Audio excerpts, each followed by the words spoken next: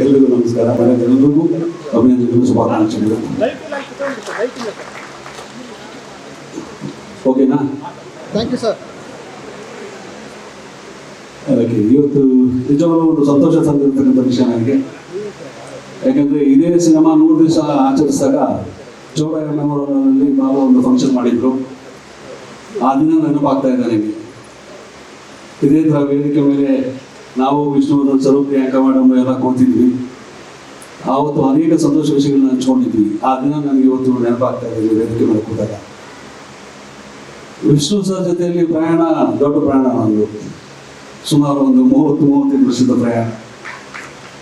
ನಾನು ಮೊದಲನೇ ಸಲ ಅವ್ರನ್ನ ಭೇಟಿಯಾಗಿದ್ದು ಜನನಾಯಕ ಚಿತ್ರದಲ್ಲಿ ದೇವನಹಳ್ಳಿಯಲ್ಲಿ ಅಂಗಿ ಬೀದಿಯಲ್ಲಿ ಶೂಟಿಂಗ್ ನಡೀತಾ ಇತ್ತು. ಆವತ್ತೇ ಮೊದಲನೇ ಸಲ ನಾನು ಅವ್ರನ್ನ ಭೇಟಿ ಹಾಕಿದ್ದು, ಅವ್ರ ಜೊತೆಯಲ್ಲಿ ಆ್ಯಕ್ಟ್ ಮಾಡಿದ್ದು ಸುಬ್ರ ಸಹ ಆವತ್ತೇ.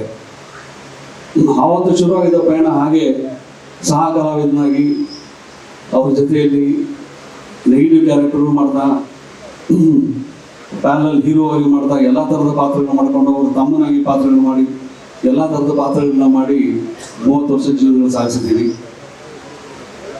ಅವರಿಂದ ಕಲಿತಿದ್ದು ಬಹಳಷ್ಟು ಇದೆ. ಎಲ್ಲರೂ ಹೇಳಿದಾಗೆ ಶಿಸ್ತು ಅನ್ನೋದು ಒಂದು ಚಿತ್ರರಂಗದಲ್ಲಿ ಶಿಸ್ತು ಹೇಗಿರಬೇಕು, ಕೆಲಸಕ್ಕೆ ಹೇಗೆ ಗೌರವ ಕೊಡಬೇಕು, ಪ್ರೊಫೆಷನ್ಗೆ ಹೇಗೆ ಗೌರವ ಕೊಡಬೇಕು, ಪ್ರೊಫೆಷನ್ ಎಲ್ಲರಿಗಿಂತ ಹೇಗೆ ಮುಖ್ಯ ಆಗುತ್ತೆ ಅನ್ನೋ ವಿಷಯಗಳನ್ನೆಲ್ಲ ಅವರಿಂದ ಕಲಿತಿದ್ದು. ಹಾಗೆ ಪರ್ಸನಲ್ ಆಗಿ ತುಂಬ ಸಮಯ ಅವ್ರ ಜೊತೆ ಕಳೆದಿದ್ದೀವಿ. ಬಾಬು ಅವರು ಹೇಳಿದಾಗೆ ಕೋಟಿ ಕೋಟಿ ಚಿತ್ರದಲ್ಲಿ ಆಗ ನಾನೇ ಒಬ್ಬ ಹೀರೋ ಆಗಿ ತುಂಬ ಬ್ಯುಸಿ ಆಗಿದ್ದೀನಿ. ಆ ಪಾತ್ರಕ್ಕೆ ಬಾಬು ಅವರು ಬಂದು ಕರೆದಾಗ ಬಾಬು ನಾನು ಮಾಡ್ಬೇಕಾ ಈಗ, ಯಾಕೆ ಬಾಬು ಅಂತೆಲ್ಲ 1-2 ಸಲ ತಡೆದೆ. ಆಮೇಲೆ ಬಾಬು ಬಂದು ವಿಷ್ಣು ಸರ್ ಹೇಳ್ತಿದ್ದಾರೆ ದೇವರೇ ಇರಬೇಕು ಅನ್ನೋ ಜೊತೆಯಲ್ಲಿ ಬಾಂಬೆಗೆ ಅದೇನು ಮಾಡ್ತೀನಿ ಗೊತ್ತಿಲ್ಲ. ಸೂರಪ್ಪ, ಅದು ಸೂರಪ್ಪ ತಡೆದಿತ್ತು. ಸೂರಪ್ಪ ಬೀಚಲ್ಲಿ ಮಾತು ಮಾತಾಡಲಿಲ್ಲ. ಒಂದು ಜ್ಞಾಪಿಸ್ಬಿಡ್ತೀನಿ. ಸೂರಪ್ಪ ಸಿನಿಮಾದಲ್ಲಿ ದೇವರಾಜ್ ಸರ್ಗೆ ನಾವು ಚರಣ್ ರಾಜ್ ಅವರ ಪಾತ್ರ ನಾವು ಮಾಡಬೇಕು ಅಂತೇಳಿ ತೊಗೊಂಡೋಗಿ ಕ್ಯಾಸೆಟ್ ಕೊಟ್ಟಿದ್ದೆ. ಕ್ಯಾಸೆಟ್ ನೋಡ್ಬಿಟ್ಟು ನೆಕ್ಸ್ಟ್ ಡೇ ಬೆಳಿಗ್ಗೆ ಫೋನ್ ಮಾಡಿ ಬರ್ತೀಯಮ್ಮ ನಿಮ್ಮ ಮನೆಗೆ ಅಂದರು. ಹೋದೆ, ಗಣೇಶ್ ದಯವಿಟ್ಟು ಇದನ್ನು ಕೇಳಿಸ್ಕೊಳ್ಳಿ, ಸೂರಪ್ಪ ಸಿನಿಮಾದು ಮಾರನೇ ದಿನ ನನ್ನ ಮನೆಗೆ ಕರೆದ್ರು. ಅಲ್ಲಮ್ಮ ನೀನು ನನ್ನನ್ನು ಏನು ಅಂದ್ಕೊಂಡಿದ್ದೆ ಅಂದರು. ಯಾಕೆ ಸರ್ ಅಂತಂದೆ. ವಿಷ್ಣು ಸರ್ ಸ್ಟ್ಯಾಚ್ಯೂನ ನಾನು ಹೊಡೆಯೋದಂತೆ, ಹೊಡೆದ್ಬಿಟ್ಟು ನನಗೆ ಥಿಯೇಟ್ರಲ್ಲಿ ಇರೋರೆಲ್ಲ ನನ್ನ ಕೈಯೋದಂತೆ. ಇದು ಬೇಕಮ್ಮ ನನಗೆ, ಯಾವುದೇ ಕಾರಣಕ್ಕೂ ದಯವಿಟ್ಟು ಈ ಪಾತ್ರನ ನಾನು ಮಾಡಲ್ಲ ಅಂತೇಳಿ ವಿಷ್ಣು ಸರ್ ಮೊಬೈಲ್ನ 1 ವಾರ ಅವಾಯ್ಡ್ ಮಾಡೋದು. ಆಮೇಲೆ ನಾನು ಹೇಳ್ಬಿಟ್ಟೆ. ಅದಕ್ಕೆ ವಿಷ್ಣು ಸರ್ಗೆ ಇವರೇ ಫೋನ್ ಮಾಡಿ, ಸರ್ ನೀವು ಏನು ಪಾತ್ರ ಕೊಟ್ಟರು ನಾನು ಮಾಡ್ತೀನಿ, ನಿಮ್ಮ ಸ್ಟ್ಯಾಚ್ಯೂನ ಹೊಡೆದು ಥಿಯೇಟ್ರಲ್ಲಿ ಬೇರೆಯವ್ರನ್ನೆಲ್ಲ ಕರೀತಾರೆ ಸರ್, ಬೇಡ ಸರ್ ಅಂತೇಳಿ ಇದೆಲ್ಲ ತಪ್ಪಿಸ್ಕೊಂಡ್ರು. ಆದರೆ ನೆಕ್ಸ್ಟ್ ಇಮಿಡಿಯೇಟ್ ಆಗಿ ಕೊಂಡಿಗೊಬ್ಬ ಸಿನಿಮಾದಲ್ಲಿ ಏನೋ ಮಾತಾಡದೆ ಬಾಂಬೆ ಮುಂದೆ ಆ ಪಾತ್ರನ ಮಾಡಿಕೊಟ್ರು. ಅದು ಅವ್ರ ಬಗ್ಗೆ ಇದ್ದಂಥ ಒಂದು ಪ್ರೀತಿ, ಒಂದು ಗೌರವ, ಅದರಿಂದ ಆ ರೀತಿ ಪಾತ್ರ ಮಾಡೋದಕ್ಕೆ ನಾನು ಒಪ್ಕೊಂಡಿರಲಿಲ್ಲ.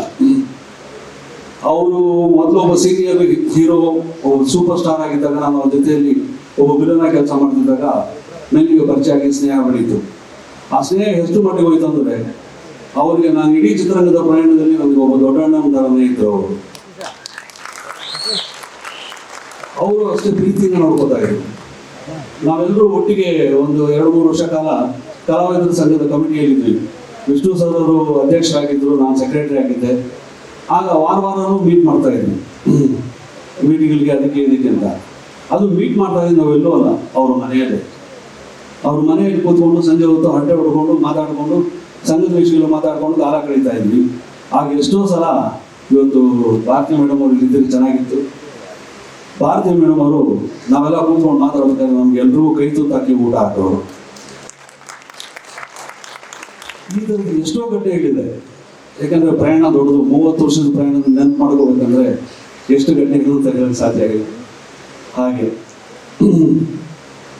ಅವ್ರ ಜೊತೆಯಲ್ಲಿ ಅಪ್ಪ ಸಿನಿಮಾದಲ್ಲಿ ಕಳೆದಾಗ ಅದು ನಿಜವಾಗ್ಲೂ ನಮ್ಮ ಜೀವನದಲ್ಲಿ ಆ ಚಿತ್ರದಲ್ಲಿ ನಡೆಸಿದಂಥ ನಾವು 5 ಜನ ನಾಯಕರು, ವಿಷ್ಣು ಸರ್, ಅಂಬರೀಷ್ ಅವರು, ನಾನು, ಶಶಿಕುಮಾರ್, ರಾಮಕುಮಾರ್ ಅವರು, ಆ 45 ದಿವಸ ಒಂದು ಹಬ್ಬದ ವಾತಾವರಣದಲ್ಲಿ ನಾವೆಲ್ಲರೂ ಒಟ್ಟಿಗೆ ಅಣ್ಣ ತಮ್ಮಂದಿರ ರೀತಿಯಲ್ಲಿ ಆ ಚಿತ್ರದಲ್ಲಿ ಭಾಗವಹಿಸಿದ್ರು ನಾವು.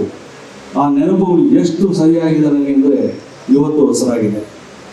ಈ ನೆನಪುಗಳೆಲ್ಲ ಹಸರಾಗಿರೋದಕ್ಕೆ ಕಾರಣ ಆ ವ್ಯಕ್ತಿತ್ವ. ಯಾವುದೇ ಒಬ್ಬ ವ್ಯಕ್ತಿಯಲ್ಲಿ ಅವರು ನೋಡೋದು ಕೂಡ ನಮಗೆ ಅವ್ರು ಯಾರಪ್ಪ ಇವರು, ಅವ್ರು ಗೌರವ ಕೊಡಬೇಕು, ಇವ್ರನ್ನ ಮಾತಾಡಿಸ್ಬೇಕು ಅನ್ನೋ ಭಾವನೆಗಳೆಲ್ಲ ಬರುತ್ತೆ. ಆ ಭಾವನೆಗಳೆಲ್ಲ ಬರೋದು ಇಂಥ ಕೆಲವು ವ್ಯಕ್ತಿಗಳು ನೋಡಿದಾಗ ಮಾತ್ರ ನಾವು. ಅಂಥ ವ್ಯಕ್ತಿಗಳ ಜೊತೆಯಲ್ಲಿ ಎಲ್ಲ ಸಮಯದಲ್ಲೂ, ಊಟದ ಸಮಯದಲ್ಲೂ, ಇನ್ನೊಂದು ಸಮಯದಲ್ಲೂ, ಗೆಳೆತನದಲ್ಲಿ ಅಣ್ಣ ತಮ್ಮಂದರಾಗಿ ಕಾಲ ಕಳೆದಾಗ ಆ ಪ್ರಯಾಣನ ವಿವರಿಸೋದು ಬಹಳ ಕಷ್ಟ ಆಗುತ್ತೆ. ಅದೆಲ್ಲ ಭಾವನೆಗಳು ನನ್ನ ಮನಸ್ಸಲ್ಲಿದೆ. ಅದಕ್ಕೆ ಅವರ ಜೊತೆ ಕಳೆದಂಥ ಕಾಲ ಯಾವಾಗಲೂ ನನ್ನ ಮನಸ್ಸಲ್ಲಿ ಹಸಿರಾಗಿರುತ್ತೆ. ಆ ಉಸಿರಲ್ಲಿ ಉಸಿರಾಗಿ ಯಾವತ್ತೂ ಇರುತ್ತೆ ಅಂತ ಹೇಳೋದಕ್ಕೆ ಇಷ್ಟಪಡ್ತೀನಿ. ಅವ್ರನ್ನ ಮರೆಯೋದಕ್ಕೆ ಸಾಧ್ಯವೇ ಇಲ್ಲ ನಮ್ಮ ಉಸಿರವರೆಗೂ. ಅಂಥ ಒಂದು ಪ್ರಯಾಣ ಸಾಗಿಸಿದ್ದೀವಿ. ಅವ್ರ ಜೊತೆಯಲ್ಲಿ ಆ ಪ್ರಯಾಣ ಮಾಡೋದಕ್ಕೆ ನಮ್ಗೆ ಅನುಕೂಲ ಮಾಡಿಕೊಟ್ಟಂಥ ನಮ್ಮ ನಿರ್ಮಾಪಕರಾಗಲಿ, ನಿರ್ದೇಶಕರಾಗಲಿ, ಇಂಥವ್ರಿಗೆಲ್ಲ ನಾವು ಧನ್ಯವಾದಗಳು ಹೇಳಬೇಕು. ಅಂಥ ಕಲಾವಿದರಲ್ಲಿ ನಾವು ಕೆಲಸ ಮಾಡೋದಕ್ಕೆ ಅವಕಾಶ ಮಾಡಿಕೊಟ್ಟಿದ್ದಕ್ಕೆ, ಅದೆಲ್ಲ ಮಾಡಿ ಆ ಪ್ರಯಾಣ ಮಾಡಿದ್ದಕ್ಕೆ ಇವತ್ತು ನೀವು ಮುಂದೆ ನಿಂತಿದ್ದೀನಿ. ನಿಮ್ಮ ಮುಂದೆ ನಿಂತು ನಿಮಗೆ ಧನ್ಯವಾದಗಳು ಹೇಳ್ತೇನೆ. ನಿಮ್ಮ ಅಭಿಮಾನಕ್ಕೆ, ಪ್ರೀತಿಗೆ ಸದಾ ಹೀಗೆ ಇದೆ ಅಂತ ತಿಳ್ಕೊಂಡು ನಾನು ಮಾತು ಮುಗಿಸ್ತೀನಿ. ಇನ್ನು ಉಪೇಂದ್ರ ಅವರು, ಗಣೇಶ್ ಅವರಿದ್ದಾರೆ, ಅವರೆಲ್ಲ ಬಹಳ ಸ್ವಾರಸ್ಯವಾಗಿ ಮಾತಾಡ್ತಾರೆ. ಪ್ರಾಮಾಣಿಕ ಹೆಚ್ಚಿನ ವಿಡಿಯೋಗಳಿಗೆ ಪ್ರತಿಧ್ವನಿ ಯೂಟ್ಯೂಬ್ ಚಾನೆಲ್ ಸಬ್ಸ್ಕ್ರೈಬ್ ಮಾಡಿ, ಬೆಲ್ ಐಕಾನ್ ಕ್ಲಿಕ್ ಮಾಡಿ.